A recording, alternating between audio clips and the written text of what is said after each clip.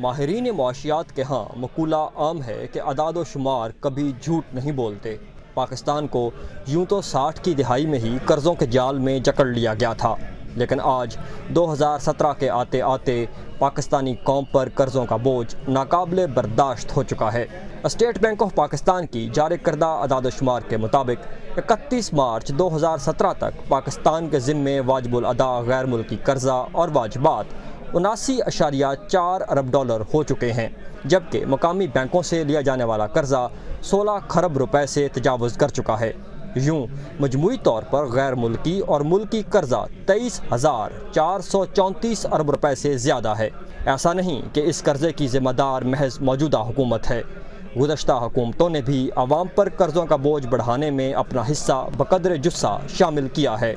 इस सब का नतीजा ये निकला है कि आज पाकिस्तान का हर शहरी, मर्द, औरत, जवान, बूढ़ा और बच्चा तकरीबन 1,19,000 रुपये का मकरूज़ है। रवा माली साल के गुज़श्ता 9 माह में हुकूमत पाकिस्तान की कुल आमदन 3,145 अरब रुपये रही, जबकि अखराजात 4,383 अरब रुपये। यूँ मालियाती खसारा 1,238 अरब रुपये से तजावुज़ कर गया। अगर इस खसारे में गर्दिशी कर्जा, FBR के वाजिबात और दीगर सरकारी अदारों के कर्जाजात भी शामिल कर लिए जाएँ तो कुल मालियाती खसारा 2,575 अरब रुपये तक जा पहुँचता है। मौजूदा हुकूमत गुज़श्ता 4 साल से मुसलसल ये खुशखबरी सुना रही है कि पाक चीन इक़्तिसादी राहदारी की तकमील के बाद पाकिस्तान की तकदीर बदल जाएगी, जबकि पाकिस्तान के मारूफ मालियाती फर्म टॉप लाइन सिक्योरिटीज़ की तहकीकाती रिपोर्ट के मुताबिक CPEC में होने वाली कुल 50 अरब डॉलर की सरमायाकारी के बदले पाकिस्तान को 30 साल में 90 अरब डॉलर की अदायगी करना होगी। आज के हरफराज का सवाल है 23,434 अरब रुपए के कुल कर्जे, 2,575 अरब रुपए के मालियाती खसारे और पाक चीन इक़्तिसादी राहदारी पर अदा होने वाले 40 अरब डॉलर के सूद की अदायगी आइंदा बजट में पाकिस्तान की गरीब आवाम का क्या हश्र करेगी। अस्सलाम वालेकुम, आपको प्रोग्राम हर फिराद में खुश आमदीद कहते हैं। मैं हूं जमील फारूकी और मेरे साथ हमेशा की तरह मौजूद हैं सीनियर तज्ज़ियाकार जनाब औरिया मकबूल जान साहब। नाज़रीन, पाकिस्तान मुस्लिम लीग नून के हालिया दौरे हुकूमत के 4 साल गुजर चुके हैं, लेकिन सवाल आज भी वही है कि नून लीग और नवाज शरीफ साहब ने अवाम को कितना रिलीफ दिया, पाकिस्तान के ऊपर कर्जा कितना चढ़ा है और नून लीग के हालिया दौरे हुकूमत के आखिरी बजट में ऐसा क्या होने जा रहा है जिसमें अवाम को रिलीफ मिलेगा और पहले नहीं हुआ। आज के प्रोग्राम के पहले हिस्से में औरिया साहब से इसी पर बातचीत करेंगे। औरिया साहब, नून लीग के आखिरी बजट के बाद क्या पाकिस्तान मजीद मकरूज होने जा रहा है? देखें, आपने रिपोर्ट देखी है, उसमें कर्ज़ों के बारे में बताने की ज़रूरत नहीं, पूरी दुनिया को पता चल चुका है कि क्या कितने कर्ज़े हैं। किसी घर का वो बाप बदतरीन बाप होता है, उससे ज़्यादा जालिम और उससे ज़्यादा इंसानियत से गिरा हुआ बाप नहीं हो सकता कि जिसका एक बेटा बीमार हो और उसे दवा की ज़रूरत हो लेकिन वो दवा ना खरीदे जी। एक बेटा पढ़ाई चाह रहा हो और वो उसे वर्कशॉप में जाके दाखिल कराए। बेटी जो है उसको फाके की वजह से उसकी जिंदगी उजेरन हो चुकी हुई हो, उसको रोटी ना मिल सके और वो अपने घर के सामने एक शानदार किस्म की पार्कवे बना दे कि कल जब मेरे पास गाड़ी होगी तो मैं इस गाड़ी के ऊपर पार्क करूंगा, गाड़ी जब होगी तब पार्क करूंगा, तब करूंगा। यानी ये पाकिस्तान के साथ सबसे बड़ी बदकिस्मती ये है कि पाकिस्तान के साथ एक ऐसे शख्स ने हुक्मरानी की है पाकिस्तान पर। प्लेटो ने कहा था, dooms are the day, dooms are the nations right who are ruled by traders and military man. अब पाकिस्तान की दोनों की बदकिस्मती है, यही हो रहा है। यानी कहता था वो कौमें तबाह हो गई कि जिन पे या तो ताजरों ने हुकूमत की और या जर्नैलों ने ये प्लेटो जी जी। और प्लेटो के बारे में, क्योंकि स्पार्टा के जर्नैल से उन्होंने ईरान पे आके कब्जा किया था, होता उसका जर्नैलों के साथ, लेकिन ताजरों के बारे में, क्योंकि ताजर का जहन बुनियादी तौर पर मुनाफे पे लगा होता है, वो किसी तौर पर किसी शख्स को फायदा नहीं दे सकता। 79 इन्होंने बताया, वर्ल्ड बैंक उन्होंने मिला के जो फिगर्स मेरे सामने पड़ी हुई हैं उसके अंदर 79 के अंदर जी जो हजरत किबला नवाज शरीफ साहब ने कर्जा लिया है, अच्छा, जो उन्होंने शामिल किया 79 के अंदर वो है $49 बिलियन। 49 बिलियन और ये वो 73 में है। ये जो उसकी डॉक्टर इशफाक की जो कंप्लीट उसने बताई है ना, 98 बिलियन का टोटल बनता है, कोई 9 बिलियन उसके अंदर स्वेलिंग लगा के गैप और मिला के।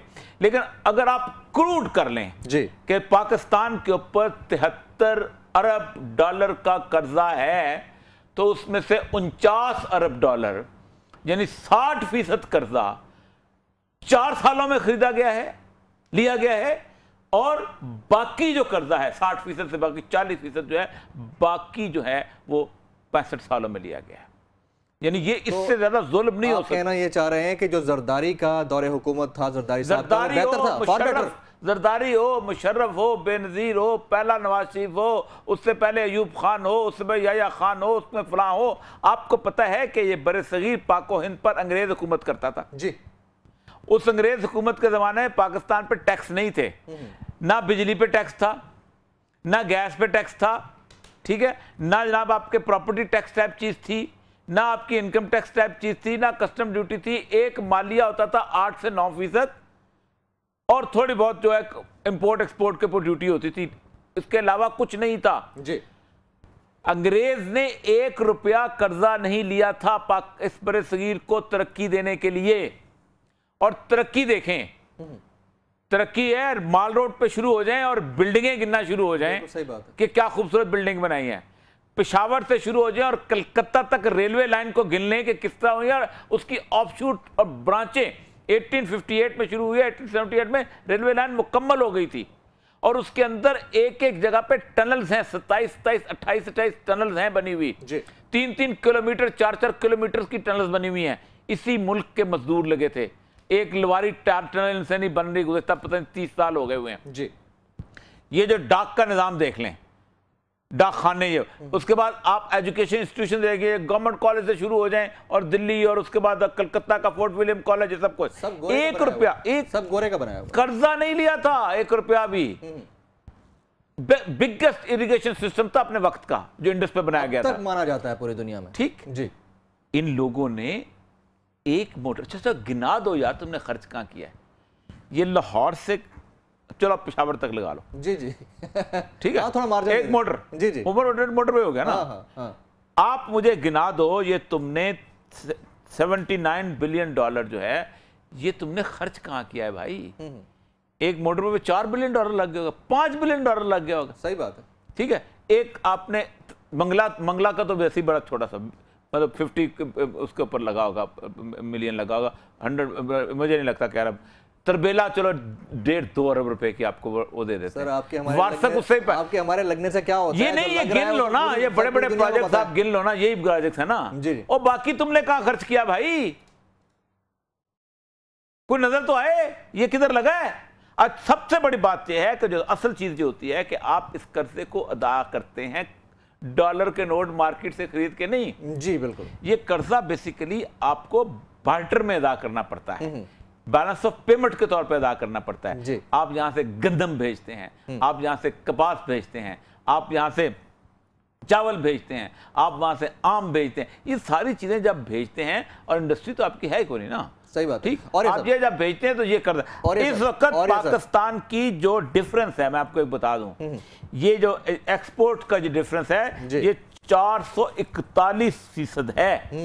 यानी अगर आप 1 रुपए की चीज बाहर भेजते हैं कर्जा अदा करने के लिए, तो 4 रुपए की चीज जो है वो आप उससे उसका कर्जा आपके ज्यादा होता है, आप उतार नहीं सकते।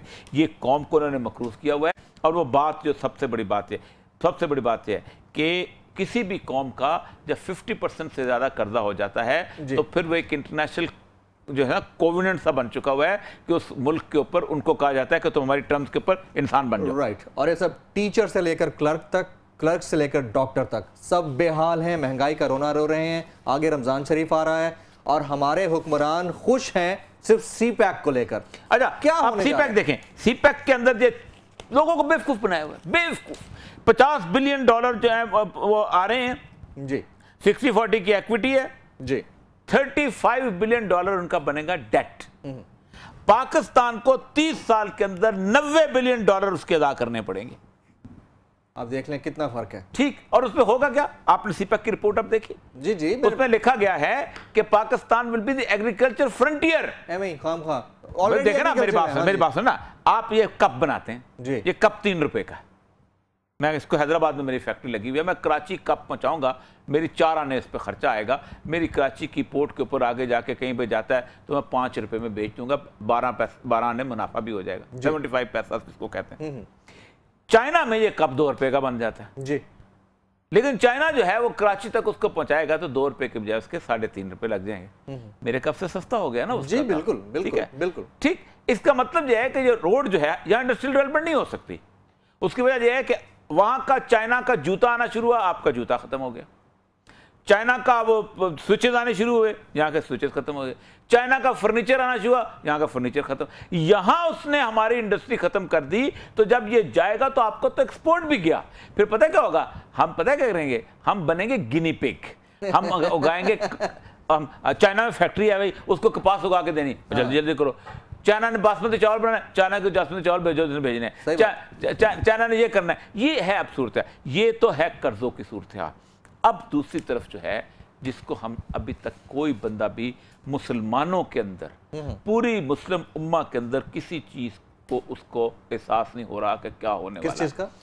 जो जंग हमारे सर पे ऊपर खड़ी हो चुकी हुई है। आपको पता है कि पाकिस्तान ने कल से अपने तमाम फॉरवर्ड एयर बेसिस हैं उनको एयर चीफ ने भी ऐलान कर दिया। उनके एयर चीफ ने कहा कि हम स्ट्राइक करेंगे और इन्होंने अपने उनको अलर्ट कर दिया। बल्कि एयर चीफ जो है वो जहाज उड़ा के गया सियासी। ये तो पाकिस्तान का हाल है।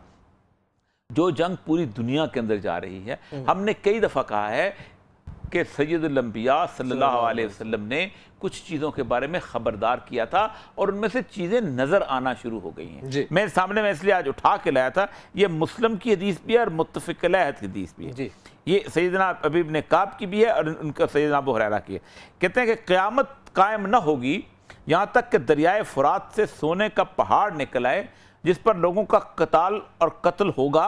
हर 100 में से 99 आदमी कत्ल किए जाएंगे और उनमें से हर आदमी कहेगा शायद मैं ही वो हूं जिसे निजात मिलेगी और ये खजाना मेरे कब्जे में आ जाएगा। अब ये मिराज के बाद के वाक़यात हैं जी। मिराज के बाद आप बता रहे हैं अनकरीब दरियाए फ़ुरात से सोने का एक पहाड़ बरामद होगा। ये मुस्लिम की हदीस है। जब लोग उसके बारे में सुनेंगे तो इसकी तरफ रवाना होंगे। पर जो लोग इसके पास होंगे वो कहेंगे अगर हमने लोगों को छोड़ दिया तो इससे सारे का सारा ले जाएंगे, फिर उस पर कत्ल करेंगे। बस हर 100 में से 99 आदमी कत्ल कर दिए जाएंगे। एक दूसरी हदीस ट्रंप के आने के बाद जो मैं सुनाना चाहता था, और ये तिरमिज़ी की हदीस है और तिरमिज़ी की हदीस ये सारी हसन हदीस हैं। ये वो हदीस हैं जिनके रावी वो हैं जो मुस्तनद रावियों में हैं। अनकरीब एक फितना होगा जो अरब को घेर लेगा। उसके मकतूलीन जहन्नम में जाएंगे और उसमें जुबान का इस्तेमाल तलवार के इस्तेमाल से सख्त होगा। अल्लाह अकबर। मीडिया अभी हो रहा है ना, हम आपके सामने मीडिया का अच्छा ये वो चीज। अब मैंने कई दफा कहा है कि ये बुनियादी तौर पर ये जो मैं इसको समझाता हूं, मेरे ख्याल ब्रेक का टाइम हो गया। इसको आप कंप्लीट कर लें कि ये सोने का पहाड़ बुनियादी तौर पर वो चीज है जो कि गोल्ड इक्विवेलेंस आई है पेट्रो डॉलर की जी। और कागज की तो कोई हैसियत नहीं होती और उसके ऊपर ये सारे अब लड़ने के लिए इकट्ठे हो चुके हुए और उसके ऊपर जो जाएगा, आपने फरमाया जो उसको देखे उसको हाथ मत लगाए। ईरान भी पहुंच गया है, इराक, सऊदी अरब भी आ रहा है, शाम और इराक का पूरा इलाका जो है, फुरात का जो इलाका है, ये तुर्की से शुरू होता है। तुर्की का एक शहर है उससे शुरू होता है, हज़रत मोहल्ला इब्राहिम का मोहल्ला उनके नाम से, उसके पास से शुरू होता है। तुर्की का फुरात शुरू होता है, वहाँ से हज़रत इब्राहिम ने सफ़र शुरू किया था। आता है इराक, इराक से होता हुआ फिर आगे शत्रुल अरब में दाखिल हो जाता है। उसके इर्द गिर्द वो सारे के सारे, एक तरफ अरब हैं एक तरफ अजम हैं, दोनों। कादसिया भी वहीं हुई थी बुनियादी जंग। यहाँ से ये जंग शुरू होनी है। 100 में से 99 लोग और अरबों के बारे में फरमाया कि मुकम्मल तबाही हो जाएगी, लेकिन जंग में कूद रहे हैं। किसी को रसूल सल्लल्लाहु अलैहि वसल्लम की उसने हदीस याद है, ना कोई और चीज। तो दूसरी तरफ हमारी जंग है। पाकिस्तान इसी तरह खामोश रहेगा। पाकिस्तान को खामोश, हमें खुशी हो रही है, हम तो 5000 बंदा भेज रहे हैं जी। ओ भाई पढ़ाओ हदीस जाके किसी को। हमारे उलमा भी चुप हैं, हम दुआएं करेंगे। ना शिया को होश है, ना सुन्नी को होश है, ना देवबंदी को होश है, ना बरेलवी को होश है। शियों की किताबों में भी ये हदीसें मौजूद हैं, सुन्नियों की किताबों में भी ये हदीसें मौजूद हैं। शियों के इमामों ने भी उनको कहा कि ये होने वाला है, उनका भी, और हमेशा ये कहा है कि ये वो कत्लो गारत होगा कि ना मरने वाले को पता होगा कि वो क्यों मारा जा रहा है, ना मारने वाले को पता होगा कि क्यों मार रहा है। Right, point taken. नाज़रीन, यहाँ वक्त हुआ एक ब्रेक का। ब्रेक के बाद जब वापस आएंगे तो हम बात करेंगे JIT की। जी हाँ, पैनामा लीक्स के हवाले से JIT के ऊंट किस करवट बैठने जा रहे हैं, इसकी बात होगी एक ब्रेक के बाद। हमारे साथ रहिएगा।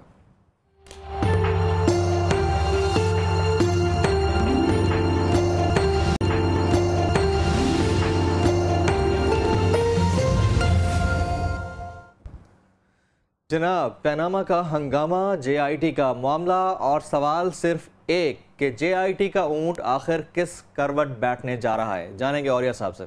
औरिया साहब देखें, पहली बात तो ये है कि मैं रोज़ सुबह टीवी खोलता हूँ जी, और टीवी के ऊपर कलाकार जो हैं, हाँ जी, मुख्तलिफ किस्म के, और इस हद तक अजीबो गरीब गुफ्तगू हो रही होती है कि मैं हैरान रह जाता हूँ।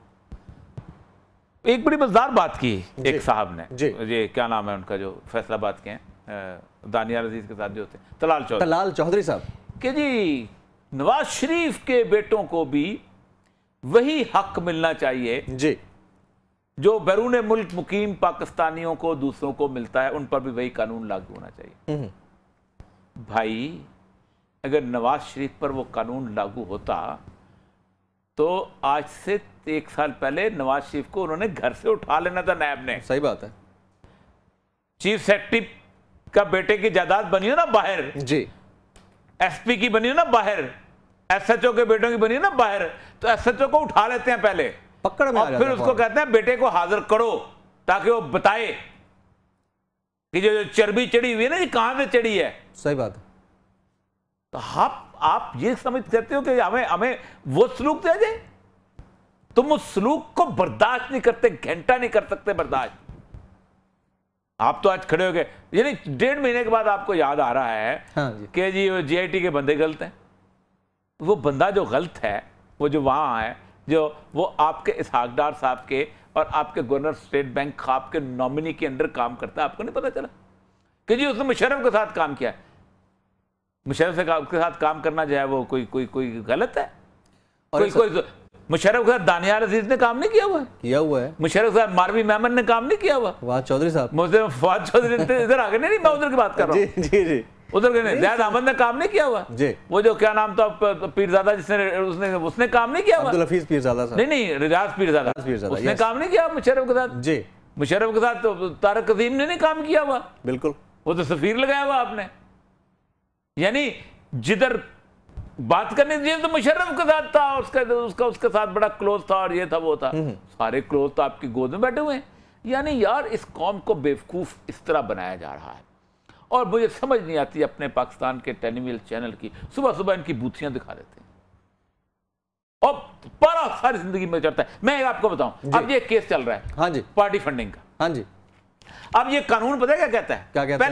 पहली बात तो कहते हैं जी, वो देखें जी, वो एक मफरूर जो है इमरान खान वहां जाता है, ओ भाई तुम्हारा SP को सस्पेंड करो, IG को सस्पेंड करो, कि तुम क्यों नहीं पकड़ते हो? क्यों नहीं पकड़ रहे? बिल्कुल सही बात है। तुम्हें तो शर्म आनी चाहिए, तुम्हें तो मुंह छुपाना चाहिए कि तुम्हें एक मफरूर जो है सुप्रीम कोर्ट के अंदर आके बैठा होता है और तुम लोग ऐसे सीना तान के चौड़ी करके कहते हो ओ जी मफरूर है। पार्टीज एक्ट कहता है जी कि अगर कोई पार्टी, पहली बात यह है कि फॉरेन फंडिंग होती क्या है। आज उन्होंने नून लीग के लिए भी जमा करा दी है कि ये भी वहां से लेते हैं, सब लेते हैं जी। भाई, ये पाकिस्तान की पॉलिटिकल पार्टीज ने बैरून मुल्क पाकिस्तानिया का सत्यानाश कर दिया है। कोई इंडिया की पार्टी वहां जाके अपने फंड रेजिंग नहीं करती, कोई। हमारी कर रही है। एक इंडियन कहते हैं। पाकिस्तान के अंदर झगड़े होते हैं, 4 नून लीगें बनी हुई हैं, 5 पीपल पार्टियां बनी हुई हैं, 6 तरीके इंसाफ बनी हुई हैं। अच्छा, फंडिंग है क्या? अच्छा, पहला ये कहता है कि फॉरेन फंडिंग क्या है। ये है article 2C of the political PPO, जो पॉलिटिकल पार्टी है। वो कहते हैं कि a political party which has been formed or organized at the instance of any government or political party of a foreign country। जी, मतलब अगर कोई यूके की गवर्नमेंट बनाए किसी को, तब एक, हाँ जी, और affiliated to an associated with any government or political party of a foreign country। तीसरा आ जाता है receives any aid, financial or otherwise, from any government G or political party of a foreign country or any portion of its funds from the foreign nationals. Right एक तो ये foreign national आ गया। अब foreign national में पाकिस्तानियों को गिनते हैं, उसमें ज़रा बात है, कोई बिल गेट्स तो नहीं आपको देने आता ना। एग्जैक्टली पाकिस्तानी, उनके पास पाकिस्तानी पासपोर्ट भी होता है जी, वो पाकिस्तानी नेशनल भी होते हैं। बिल्कुल। यानी ये इतने बेखैरत हैं कि जो इनको रिस्क दे रहे हैं यार, पाल रहे हैं, जिनकी रिमिटेंसेस से तुम्हारा मुल्क चल रहा है, तुम ना उनको वोट का हक देते हो, ना तुमको पॉलिटिकल पार्टीज के अंदर खड़े होने का हक देते हो, ना इलेक्शन का। पाकिस्तान का एक शाही इंग्लैंड के अंदर डुअल नेशनलिटी लेता है, वो वहां एमएलए बन जाता है। तुम तो कहते हो नहीं यार, को खुदा का खौफ करो, कोई शर्म, कोई हया, कोई गैरत, कोई अहमियत होती है। इसलिए कि तुम्हारे लोग यहां पर जो नकम्मे, नलायक, जाहिल, मरून, इस तरह के लोग तुम्हारे जो इलेक्शन लड़ सके। अब जिम्मेदारी किसकी है? अगर कोई पार्टी फंड इकट्ठा करती, फंड है, ये ना सुप्रीम कोर्ट की जिम्मेदारी है जी, ना किसी और की। आर्टिकल 6 कहता है, article 15 G, where the federal government is satisfied, अगर वफाकी हुकूमत को पता चल जाए that a political party is a foreign aided party और हैज बीन फॉर्म्ड और is operating in a manner prejudicial to the sovereignty and integrity of Pakistan, indulging in terrorism, it shall make such declaration by a notification in the official gazette.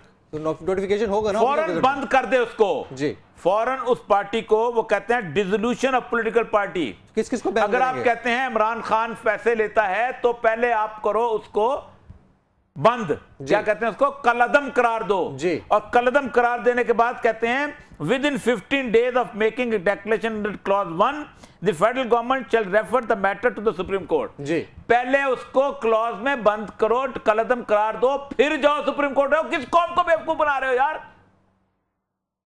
Rule तो या तो तुम्हारे अंदर तुम्हारा secretary law कोई नहीं है, minister law कोई नहीं है, इसको करो कलअदम कि हमने ये फॉरेन फंडेड है, हम वी आर सेटिस्फाइड। अब हम जा रहे हैं कोर्ट में, कोर्ट अगला स्टेज है। इन लोगों ने पूरे पाकिस्तान की एडमिनिस्ट्रेशन का सत्यानाश कर दिया है। मेरे घर पे को कब्जा करे ना और मैं जाऊं ना एसएचओ के पास, वो कहे जी वो सियासी पार्टी सर और सरकार ऐसे करें, आप कोर्ट से ऑर्डर ले आए, मैं बड़ा मजबूर हूं। किसी बंदे की प्रमोशन हो जी, वो तो अपना चीफ मिनिस्टर साहब कहते हैं तुम्हें नहीं प्रमोट करना, आप सेक्रेटरी साहब कहते हैं आप कोर्ट से चले जाना, कोर्ट से ऑर्डर ले आओ। हमने लोगों को धक्के मार मार के अदालत के दरवाजे पे भेजा है और ये खुद भी गए हुए। सर कैसे डिस्क्लोज करें इस चीज को? अगर इस चीज को अप्लाई करते हैं तो कौन सी पार्टी बचती है? तो पढ़ के हैरान लगा, मैंने कहा पीपीओ आप पढ़ तो जाऊं कि है क्या। आज सुबह से कोई ये कर रहा है, वो कर रहा है। इसके प्रैक्टिकल एप्लीकेशन के बाद क्या कोई पार्टी बचेगी आपके पास? नहीं, मैं आपको बताऊं, पहली बात तो यह है कि आप फॉरेन नेशनल की डेफिनेशन करो क्या है जी। एक बंदा के पास इंग्लैंड का पासपोर्ट है जी, ठीक, नेशनलिटी है, वो आपके पासपोर्ट पर ट्रेवल कर रहा है, आप उसको फॉरेन नेशनल ट्रीट करते हो। आपने उसको शनाख्ती कार्ड जारी किया हुआ है फॉरेन वाला, आप उसको वोट का हक नहीं देते, ठीक है, आप उसको अपना पॉलिटिकल पार्टी में इलेक्शन लड़ने का हक नहीं देते, आप उसको अपनी मर्जी का चंदा देने का भी हक नहीं देते। यानी तुम्हारे उस हराम को खाने के लिए तुम लोगों ने 16 खरब रुपया पाकिस्तान के बैंकों से कर्जा लिया हुआ है जी, और ये मेरा और आपका पैसा है जो हुकूमत खा रही है। 97% बैंक का पैसा जो है ये हुकूमत कर्जा लेती है, और फिर होता पता क्या है, जब वो सूद अदा करना होता है उसका 10-15% जो देना होता है, वो मुझे ही, मेरे पर टैक्स लगा के मुझे ही वो सूद वापस किया जाता है जी। यानी मेरे ही जूते, इस अवाम के जूते और उन्हीं के अवाम का सर। तो ये है इसकी कैफियत, पूरी कौम को। और मीडिया से कोई सवाल नहीं करता कि भाई आप गए कैसे हो जी, ये नीफ अब्बासी साहब किस खाने गए हो? हाँ जी। और आज नून तहरीक इंसाफ भी चले गई है, हमने भी एक जमा करा दी है अपना क्या नाम है, अपना दरखास्त जमा करा दी है कि नून लीग फंड लेती है। वो भाई लेती है तो दोनों पार्टियां बैन करो ना, पहले तो बात। और सबसे बड़ी बात है, सेक्रेटरी इंटीरियर क्या कर रहा है, मिनिस्टर इंटीरियर, ये ब्यूरोक्रेसी का काम है। ब्यूरोक्रेसी उठाए, समरी भेजे कि जनाब ये पार्टी जो फॉरेन फंडिंग लेती है बैन, ये पार्टी फॉरेन फंडिंग लेती है बैन। और नून लीग के जाके मिले उधर जाके हर दूसरा बंदा जो है वो पहना होता है अपना स्टाइल में, पान नसी जनाब मियाँ साहब दे 1 करोड़ रुपया देता है। मैं एक मिला उधर बर्मिंघम में जी असी ना मॉडल टाउन का ना बन रहे ना उन्होंने सेक्रेटरीट, इन्होंने 1 करोड़ रुपया था। मैं कतर में मिला मैं। अच्छा हाँ, वहीं बैठे हुए थे, बल्कि अताउल्लाह कासमी साहब मेरे साथ थे। वो गवाह भी मुकर जाए लेकिन वो मुशायरे में इकट्ठे गए थे। तो इन्होंने बड़ी अच्छी खिदमत की थी, इन्होंने सेक्रेटरीट बनाया इन्होंने। वो खुल के कहते वो उन्होंने कुछ चोरी की हुई है, उन्होंने रिस्क लाभ खून पसीने की कमाइयां उनकी भाई जी, खून पसीने की कमाइयां आपकी पार्टी। आपने इस कौम को मजाक, आप किस कौम को बेवकूफ बना रहे हो? तो ये है बुनियादी मसला पाकिस्तान का और पाकिस्तान के मीडिया का। हमारे सामने बंदर नाचते रहते हैं, हम दिखाते रहते हैं। सर उसके बाद हम ब्रेक के बाद करेंगे जो बात आपने करनी है वो हम जरूर करेंगे, लेकिन अभी ये बता दीजिए क्या आपके प्राइम मिनिस्टर JIT के काम करने के बाद कोई ऐसे फैसले के ज़रिए आप आ सकते हैं? जी देखें, बात सुने मेरी बात हो पाकिस्तान एक इत्ला जो है, इस्लामाबाद की इत्ला ये है जी, इस्लामाबाद की इत्ला ये है कि बड़ी बड़ी एम्बेसीज ने, अच्छा, और ये मैंने अमेरिका में एक टेलीविजन चैनल में किसी साहब ने बोली भी थी, मुझे नहीं कंफर्म होता था कि वाकई कि जनाब 30 जून के बाद नवाज शरीफ साहब का टेन्योर इज ओवर। बड़ी जून 2017 ये इस्लामाबाद की गप है। अच्छा हाँ, पनाह ख्वाजा लेट आएगा, लेकिन वो उन्होंने कहा है कि हमारे नजदीक अब ये देखे ना, आप देख लेना कि नवाज शरीफ साहब one of the most important countries थे सऊदी अरब के जी, और इग्नोर हुए हैं, बड़ी बुरी तरह इग्नोर हुए हैं। उसकी वजह पता क्या है? वो कहते हैं भाईजान 6-7 साल हमारी मेजबानी करते हो, ठीक है, पाबंदियां लगते हैं, पेट्रोल हम देते हैं, $1.5 अरब जो है आपको जरूरत पड़ती है हम देते हैं जी। आप कहते हैं क्या करें? हम कहते हैं कीप द चेंज। यस, हमने कीप द चेंज भी हमने कहा, हमको तोहफा दे दिया, खत्म तो देते। तो आपको क्यों उस खाते में? लेकिन मिस्र के सीसी के साथ भी यही करते हैं, उसको $10 अरब दिया था जी, लेकिन चूंकि मिस्र का सीसी जो है वो आया है और ये जा रहा है, इसलिए कोई अहमियत नहीं। ये फर्क है, बिल्कुल ठीक है। लेकिन यहाँ वक्त हुआ एक ब्रेक का, ब्रेक के बाद जब वापस आएंगे तो हम बात करेंगे ख्वाजा साद रफीक साहब, वफाकी वज़ीर रेलवे, और उनके बयान के मुताबिक मीडिया के मदारियों की। एक ब्रेक के बाद।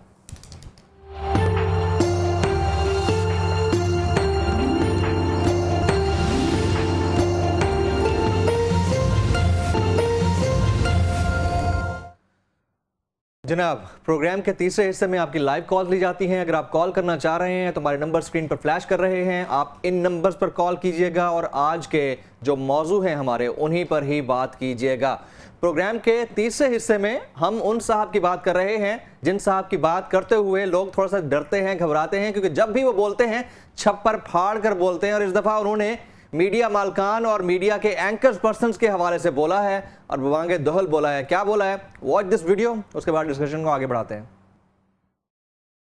टीवी एंकर्स जो एंकर नहीं बल्कि क्या है, मदारी है, मदारी सर्कस करते हैं टीवी पे बैठ के, 50-50 लाख रुपए का पैकेज लेते हैं, 50 लाख रुपए महीना मुल्क में मईशी बनाने के लिए उन्हें मिलता है। किधर से आता है? और बात टीवी चैनल, बाद ऐसे चैनल हैं जो जाली डिग्रियों का धंधा करते हैं जिसके मालिक, बाद ऐसे चैनल हैं जिनके मालिक सोने की स्मगलिंग करते रहे हैं। कोई घी बेच रहा है, कोई सोना बेच रहा है, कोई जाली डिग्री बेच रहा है, टीवी चैनल का मालिक बन गया, लोगों को खिलाफियात का दर्ज दे रहा है, और वो कहते हैं सियासतदानों से बुरा है ही कोई नहीं। जनाब, 50-50 लाख रुपए महीना और टीवी चैनल मालकान के हवाले से उन्होंने क्या कहा वो भी आपने मुलायजा किया। अब औरिया साहब से जानते हैं। औरिया साहब, ख्वाजा साहब और मीडिया के मदारी, मामला क्या है? 50 लाख। पहली बात तो ख्वाजा साहब दोस्त आदमी हैं जी। ख्वाजा साहब, मसला सारा ये है कि इन टीवी एंकरों का धंधा तो आपकी वजह से चलता है, वो मदारी हैं, आप साथ साथ सुबह सवेरे हाथ बांध के आपको साथ लेके चलते हैं कि भाईजान परफॉर्मेंस अच्छी करना, वरना हमारी रेटिंग गई। बच्चे जमूरे, और फिर वो जो होता है ना, तो कहते हैं कि बच्चा जमूरा क्यों करेगा, और फिर पेट पे हाथ मार करता है, इस पापी पेट के लिए करता है, इस पार्टी के लिए करता है। आपकी परफॉर्मेंस से चलता है सबका धंधा भाई। तुम लड़ते हो, सांप और नेवला बन के, एक सांप बन जाता है एक नेवला बन जाता है, तुम लड़ते हो और वो कहता है चुप के रख। आप मिस्टर पोटैटो की बात तो नहीं कर रहे? नहीं नहीं नहीं, ये कौन इस प्रोग्राम में ये लोग ना आए जी। ये इस डुगडुगी जो है, इस डुगडुगी पर रक्स कौन करता है? सबको पता है, सबको पता है जी। इस डुगडुगी पे और सिफारिशें करवाते हैं प्रोग्रामों में आने की जी जी, और सिलेक्शन करते हैं, नहीं इसका प्रोग्राम अच्छा मैं इसमें जाऊंगा, इसकी रेटिंग ज्यादा इसमें जाऊंगा, इसमें जाऊंगा यार, उस टीवी चैनल में कौन जाएगा? ना करते हैं, बहाने बनाते हैं, बुखार है, ये है, वो है, और फिर रिपोर्टें भी लेते हैं अपनी फर्मा। हमें तो चलो तनख्वाह मिलती है, आपको तो वजारतें मिलती हैं परफॉर्मेंस पे, आपको तो गवर्नरियां मिलती हैं परफॉर्मेंस पे, आपको तो ठेके मिलते हैं परफॉर्मेंस पे, आपके तो कारोबार में वसत होती है परफॉर्मेंस पे, और आपको तो आप तो ओ भाई, अगर हमारी डुगडुगी पे आपका रक्स ना हो तो ये तमाशा कैसे लगे? आपका रंग वो जो करता है ना, वो कहता है सुबह सवेरे वो कहता है, कासिम साहब का शेर बड़ा अच्छा है, वो कहते हैं कि सुबह होते ही निकल लाते हैं बाजार में लोग जी, गठरियां सर पे उठाए हुए ईमानों की। वाह वाह, सुबह गठरियां सर पे ईमानों के उठाते हैं। पाकिस्तान वो बदकिस्मत मुल्क है कि जिसके अंदर पार्टी लीडर की करप्शन को डिफेंड किया जाता है। पाकिस्तान वो मुल्क है जिससे पार्टी लीडर के झूठ को डिफेंड किया जाता है, जिसके अंदर पार्टी लीडर के कत्ल को भी डिफेंड किया जाता है। Absolutely right. कॉल ले लें सर, पहले कॉलर को शामिल गुफ्तगू करते हैं जी। अस्सलाम वालेकुम, कौन कहां से? वालेकुम अस्सलाम, हबीबुर रहमान बात कर रहा हूँ भावलपुर से। जी हबीब साहब, क्या कहना चाहेंगे? मेरा प्रोग्राम से हट के थोड़ा सा एक मसले की तरफ तवज्जो दिलानी है, और यह साहब को खास तौर पर जी, वो ये कि रमजान ट्रांसमिशन के लिए 2-3 जो चैनल है ना, तो वो जो अपनी एड चलाते हैं रमजान ट्रांसमिशन की, पर वो स्क्रीन पर जो है ना कुरान पाक लिखा हुआ दिखा रहे हैं। ये जरा गौर कीजिएगा और देखिएगा, और इस पर थोड़ा सा जो है ना तवज्जो करें। ये कुरान पाक की तौहीन कर रहे हैं। कुरान पाक में जियो वाले स्क्रीन पे लिखे हुए, क्या तौहीन कैसे होती है सर? वो इस तरह है, स्क्रीन पर वो जो चलाते हैं ना रमजान ट्रांसमिशन, वो उसमें साथ साथ कुरान शरीफ अरबी में लिखा हुआ दिखा रहे हैं म्यूजिक के साथ। अच्छा, म्यूजिक के साथ, म्यूजिक के साथ, ठीक है, वो गलत, ठीक है, वो गलत, वो आपका पॉइंट आ गया हबीब साहब, बहुत शुक्रिया। और ये सब नहीं, म्यूजिक के साथ नहीं, लास्ट 40 सेकंड सर। देखिए, हम तो पहले दिन कहते हैं जी, और मेरा बहुत इसमें बहुत फर्म रवैया है कि आपने पाकिस्तान में रमजान की ट्रांसमिशन में 2 औकात हैं कि जो अल्लाह तबारक व तआला ने कबूलियत के, रसूलुल्लाह ने कबूलियत के औकात बताए हैं, सहरी और अफ्तारी। आप उन दोनों को तबाह करने निकलते हैं। राइट। वो लोग कहते हैं कि जनाब ये जो है इसको उठा लो। अल्लाह रसूलुल्लाह की तैयारी क्या है? आप ज़कात देते थे, इजाफा करते थे, खैरात में इजाफा करते थे, ठीक है। हमारी तैयारी क्या है? जरा देखो कौन सी एक्टर फारग है, जरा देखो वो क्या इनाम क्या मिल रहा है, इनाम क्या मिल रहा है। एब्सोल्युटली राइट, यहाँ पॉइंट टेकन। नाज़रीन, प्रोग्राम का वक्त खत्म हुआ। अगर आप फीडबैक देना चाहें तो हमें फेसबुक और ट्विटर पर ज्वाइन कर सकते हैं। आज के इस प्रोग्राम से जमील फारूकी और औरिया मकबूल जान को इजाज़त दीजिएगा।